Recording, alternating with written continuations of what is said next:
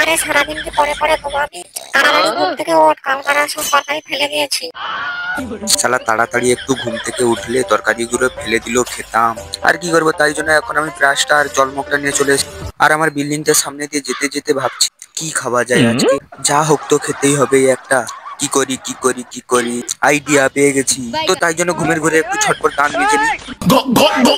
তো তারপরে দুটো 10 টাকার কয়েন। এখন আমি দোকানের দিকে যাব, দেখা যায় কি নেই। চলো। তো এখন আমার জেরক্স টেনারটার কাছে চলে এসেছি, আর এখন আমার জেরক্স টেনারটার কাছে বসে আছি। আর এখন আমার জেরক্স টেনারটায় তেল কম আছে একটু। দেখি স্টার্ট মারবো, স্টার্ট নেয় নাকি।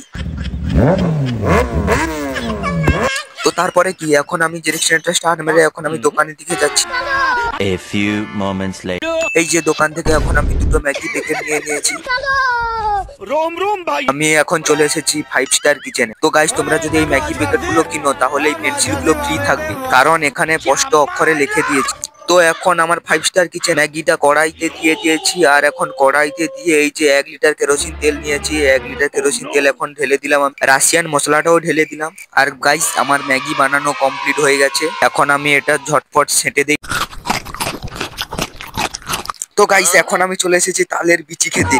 তো তারপরে এখন আমি এই তালের বিচিটা নিয়ে সেঁটে দিলাম। না মানে এটা একটু তালের শাঁস আর কি। তো তারপরে এই যে কালুয়া ধূপ হয়েছে, তাই জন্য এখন আমি মাথায় একটা গামছা চাপিয়ে বেরিয়ে পড়লাম। একটু ঘুরে আসি আড্ডা দিয়ে। পরে ব্লকে দেখা হচ্ছে। টাটা, বাই বাই বন্ধুরা।